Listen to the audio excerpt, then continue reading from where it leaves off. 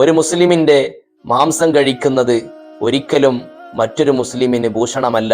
അസ്സലാമു അലൈക്കും വറഹ്മത്തുള്ളാഹി വബറകാതുഹു. വിശ്വാസം അഥവാ ഈമാൻ ഹൃദയത്തിലുള്ള ആളുകൾക്ക് ചെറിയ തെറ്റുകുറ്റങ്ങൾ സംഭവിക്കുന്നത് പോലും വലിയ ദുഃഖമായിരിക്കും.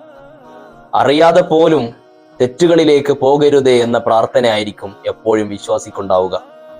മഹാനായ ബിശ്റുൽ ഹാഫി റളിയല്ലാഹു അൻഹുവിന്റെ പ്രാർത്ഥന, അല്ലാഹുവേ, തെറ്റ് ചെയ്യുക എന്ന ഏറ്റവും മോശമായ പ്രവർത്തനത്തിൽ നിന്ന് നിന്നെ വഴിപ്പെടുക എന്ന ഉന്നതമായ സ്ഥാനത്തേക്ക് എന്നെ വഴി നടത്തണേ അല്ലാഹ് എന്ന് മഹാനുഭാവൻ എപ്പോഴും പ്രാർത്ഥിക്കാറുണ്ടായിരുന്നു.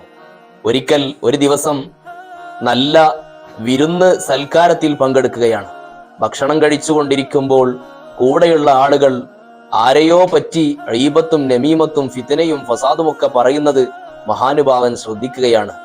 വളരെ സങ്കടത്തോടെയും ദേഷ്യത്തോടെയും മഹാൻ പ്രതികരിച്ചത് ഇങ്ങനെയാണ്: റൊട്ടി കഴിക്കുമ്പോൾ ആദ്യം കഴിക്കേണ്ടത് റൊട്ടിയാണ്, അല്ലാതെ മാംസമല്ല. ഒരു മുസ്ലിമിന്റെ മാംസം കഴിക്കുന്നത് ഒരിക്കലും മറ്റൊരു മുസ്ലിമിന് ഭൂഷണമല്ല. ഒരു മനുഷ്യന്റെ മുസ്ലിമായ സഹോദരന്റെ പച്ചമാംസം ഭക്ഷിക്കരുത് എന്ന തിരുനബി സല്ലല്ലാഹു അലൈഹി വസല്ലമ തങ്ങളുടെ നിർദ്ദേശം നിങ്ങൾ മറന്നുപോയോ?